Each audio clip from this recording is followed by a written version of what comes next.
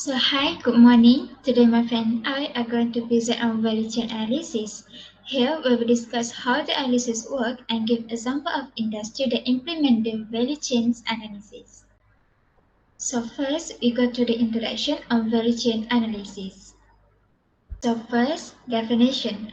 This analysis is introduced by Harvard Business School professor Michael Porter in his book, which is Competitive Advantage, Creating and Sustaining Superior Performance. He believed that competitive advantage cannot be understood by only looking at a firm as a whole.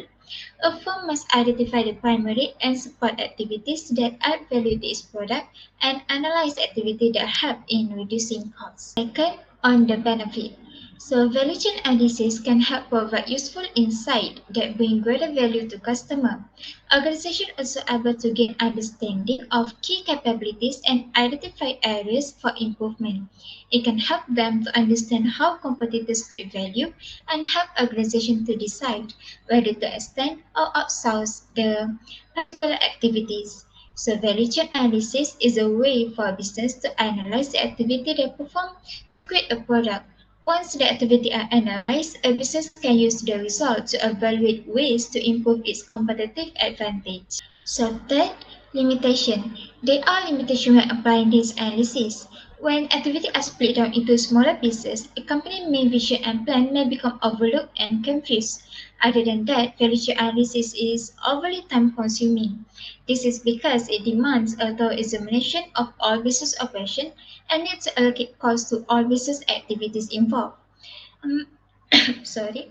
Business information systems are often structured in a way to make it easy to get information for value chain analysis. Thus, it is quite challenging to locate all the necessary data when implementing value chain analysis. So next, I will pass to Farah to continue with the portal value chain analysis activities. Thank you, Alisa. My name is Nofara Akila, and now I will explain about Porter's value chain model. The Porter's value chain model is a business management concept that was developed by Michael Porter. It focuses on the systems and activities with customers as the central principle rather than on departments and accounting expense categories. It links system and activities to each other and demonstrates what effect this has on cost and profit. Consequently, the value chain analysis makes clear where the sources of value and the losses can be found in the organizations. Using this viewpoint, Porter described a chain of activities common to all businesses and he divided them into primary and support activities. So now I will explain on the primary activities. Primary activities have an immediate effect and relate directly to the physical creation, sales, maintenance, and support of a product or service. They consist of inbound logistics, operations, outbound logistics, marketing, and sales and service. First is inbound logistics. These are all the processes related to receiving, storing, and distributing the raw materials or basic ingredients of a product or service. The supply relationship are the key factor in creating value here. For example, in a retail business, inbound logistics would be the receiving and storing of products from a manufacturer that it plans to sell.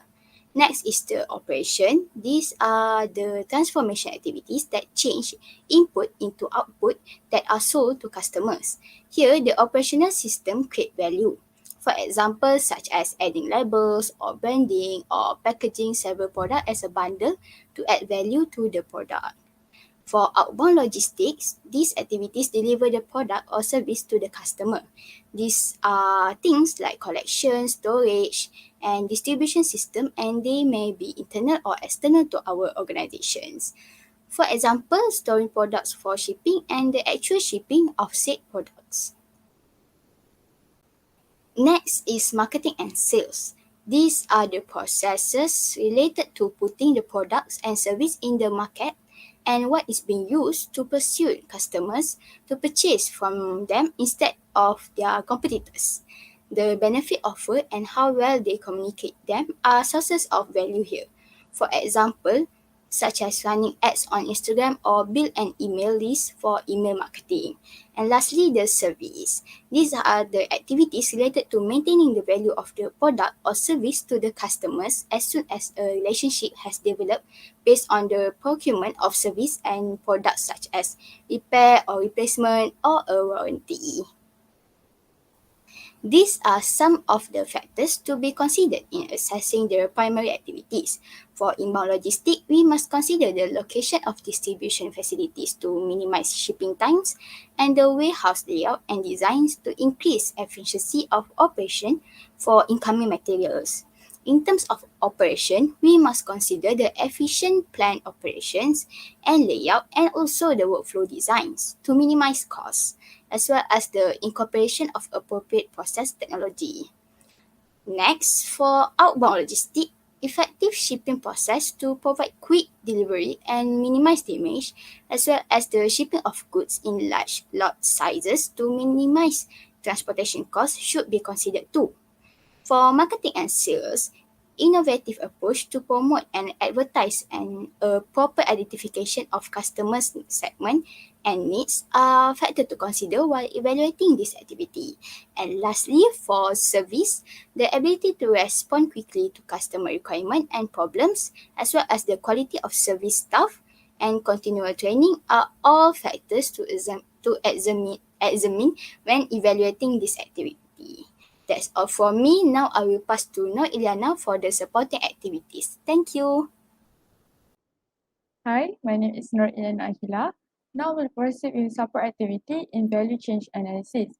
Support activity are activities that are not directly involved in production of product or rendering services, but it is important supplementary activity for primary activities. The role of support activities is to help make the primary activity more efficient. When we increase any of the support activity efficiency, it benefits at least one of five primary activities. We can see these activities as overhead in the organization profit or loss statement. So the main support activities are procurement, technology development, human resource management, and general administration. Okay, let's go to the first one, which is procurement. Procurement activity involves activity of purchasing input used in the value chain. Purchase input are needed for every value chain activities, including support activities. It includes raw material, supplies, and other consumable items such as machinery, office equipment, and building. It concerns more on optimizing quality and speed of production, minimizing costs, relation with supplier, and analyze and selection of alternative source of input. Procurement add value by reducing costs without compromising the quality, assuring the operational efficiency to enable better quality without any additional cost. Therefore, procurement is needed to assist multiple value chain activity, not just inbound logistics. Next is technology development. Every value activity embodies technology. However, the array of technology used in most companies is very broad. We have to embrace technology and electronic as they grow and become vital in the operation of business around the globe. Every value activity includes technology ranging from preparation of documents, transporting goods for processing. This activity will concern on providing effective research and development activity for product and process initiative. Their personal professional qualification in handling technology and also data analytics. Human resource management involves hiring until the compensating personnel process. It supports both primary and support activities and the entire value chain. HR has to ensure that there is an effective mechanism for employee quality relation with employee society and reward and incentive programs that are able to motivate all employees. HR affects the competitive advantage in any company through its roles in determining the skill and motivation of employees and the cost of hiring and training them.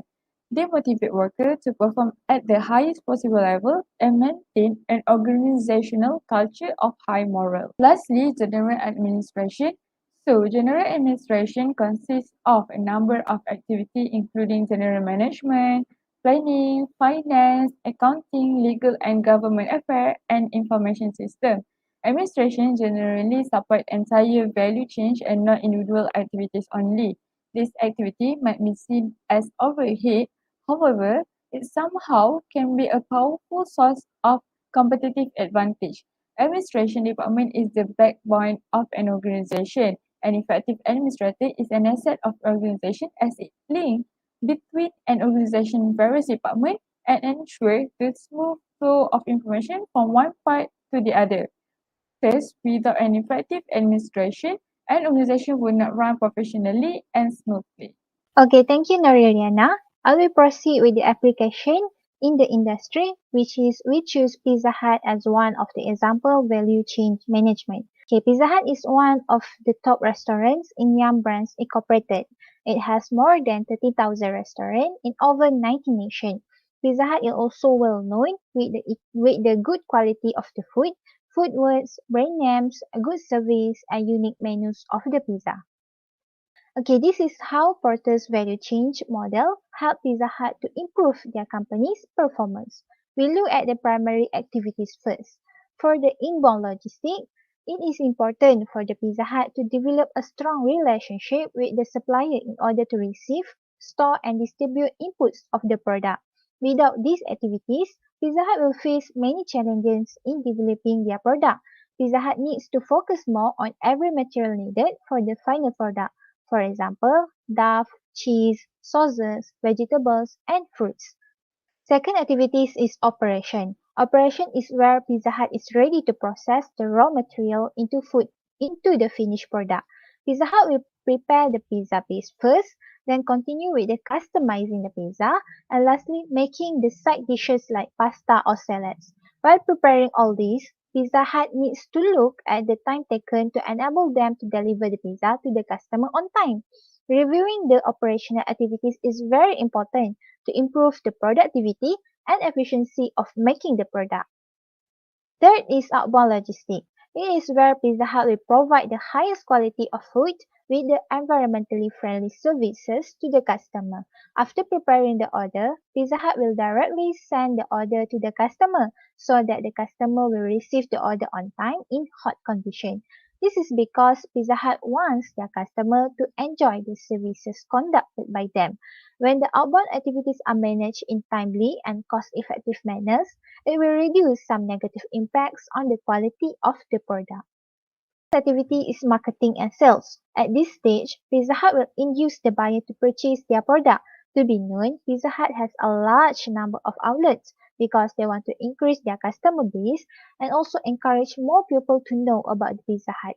Throughout the year, Pizza Hut had advertised their product at media, billboards, TV ads, and the others. Pizza Hut also did some promotional offer like buy one free one or combo meal deals to the customer. All these marketing activities are to ensure that Pizza Hut can develop its own brand equity and help to stand out in the market competition. Last is service activities. Pizza Hut needs these service activities in order to enhance or maintain the value of the product. For the Pizza Hut, they always cater their customer by making them feel comfortable and enjoying the taste of the food. Pizza Hut also provide a convenient website or apps to the customer who wants to order online. All these services provided play an important role in ensuring they can fulfill the satisfaction level of their customer as well as developing the customer loyalty. Next, we look at the support activities, which is the first one is procurement. This involves how Pizza Hut deals to get the required resources in preparing the product. Pizza Hut goals is to maintain the quality of their product. At the same time, they want to deliver the best product to their customer with an affordable price. In order for Pizza Hut to achieve this goal, they maintain their supply chain and also all the ingredients is mostly from the local suppliers. Pizza Hut also import the main ingredient like mozzarella cheese from Australia and Spain. Next is technology development. Pizza Hut has used the computers, advanced electronic items, and also advanced equipment or machines. Pizza Hut also does research and development activities for the purpose to improve and innovate their existing product. This is because they want to ensure that their customer will always demand their product and give a distinctive perspective towards their brands. Therefore, Pizza Hut can be in front of the line when it comes to offering pizzas and services. Next is human resource management. For Pizza Hut, they mainly focus on hiring the new employees. Pizza Hut will provide them with required training and some other promotion programs. They also give their employees annual appraisal as per their performance. So this can motivate their employees to work harder to achieve the appraisal that given by the Pizza Hut. And effective human resource management will help Pizza Hut to reduce their competitive pressure in terms of commitment and also the skills. Last is general administration. Pizza Hut had applied an effective planning system to attain overall goals and objectives of the business. Pizza Hut also has a vision, mission, and values to be followed in order to achieve sustainability in the business environment. An effective general administration helps Pizza Hut to optimize the value of the whole value chain. That's all for me. I will pass to Nurhanisa for the next presentation. Thank you. Thank you, Anis. And now I will proceed with competitive advantage types. Competitive advantage means the products or services offered to consumers is unique and more desirable compared to the competitors. It is a value-added process for every business where the more sustainable it is, the harder for competitors to counteract the advantage. There are two methods of competitive advantage a business seeks to gain when creating a value chain analysis. The first one is cost advantage. A cost advantage strategy aims to make the cheapest product or service in a firm sector or market. Companies that succeed with a low cost approach are extremely efficient in their operations and use low cost materials and resources to lower the overall price of their product or service. Examples of companies that apply this approach are McDonald's, Amazon.com, and Toyota. Okay, there are 5 steps to create a cost advantage while using value chain analysis. The first step is identify the firm's primary and support activities. All actions involved in producing goods or services, from acquiring and storing supplies through marketing, selling, and after-sales support, must be clearly identifiable and separated from one another. Because value chain activities are not organized in the same way as the business itself, this necessitates a thorough understanding of the company's operations. Managers who identify value chain activities must investigate how work is completed in order to provide customer value. The second step is establish the relative importance of each activity in the total cost of the product. A product's or service entire cost must be broken down and assigned to each activity. Each process expenses are calculated by using activity-based costing or ABC. The third step is identify cost drivers for each activity. Manager can only focus on improving expenses if they understand what variables drive them. Work hours, work pace, salary rate, and other factors will influence labor-intensive activity costs. Different cost drivers will apply to different activities. The next step, which is the fourth step, identify links between activities. Cost cutting in one activity may lead to cost cutting in other activities as well. Fewer components in the product design, for example, may result in fewer problematic parts and cheaper servicing costs. As a result, establishing the connections between activities can help you better understand how cost reductions will affect the entire value chain. Cost reductions in one activity can sometimes result in higher expenditures in other operations. And the last step, identify opportunities for reducing costs. When a corporation understands its inefficient activities and causes, it may devise a strategy to address them. Increase production speed, employment outsourcing to low-cost countries, and the installation of more automated processes can all help to reduce excessive wage rates. Okay, next we will go to the second competitive advantage, which is differentiation advantage. To obtain a competitive advantage, a business can use a differentiation strategy to offer a one-of-a-kind or highly specialized product or service. A company must do some innovation, research, and development which require plenty of time and resources. With a good differentiation strategy, a company can charge a premium for its product or service. Examples of companies that use this strategy are Starbucks, Google, and also Apple. Okay, there are 3 steps to create differentiation advantage by using value chain analysis. The first one is identify the customer's value creating activities. Managers must focus on the activities that contribute the most to creating customer value after identifying all value chain activities. Apple items, for example, are primarily popular due to strong marketing operations rather than great product characteristics. And the second step is evaluate the differentiation strategies for improving customer value. To promote product differentiation and customer value, managers might employ the following strategies, which are increase customization, offer supplementary items, add more product features, and focus on customer service and response. The third steps, which is the last step, identify the best sustainable differentiation. Superior differentiation and customer value are usually the consequence or the outcome of a number of interconnected actions and strategies or approach. To get a long-term differentiating advantage, the best combination of them should be chosen.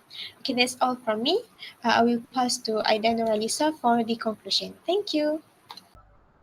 So now I'll move to the conclusion. So it is vital that the linkage between the different activities involved in the value chain are determined. So value chain analysis, however, is more suitable to a manufacturing industry and can be difficult to apply to a service industry.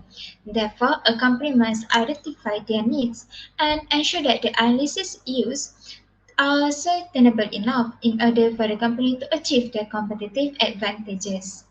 So that's all from us. Thank you.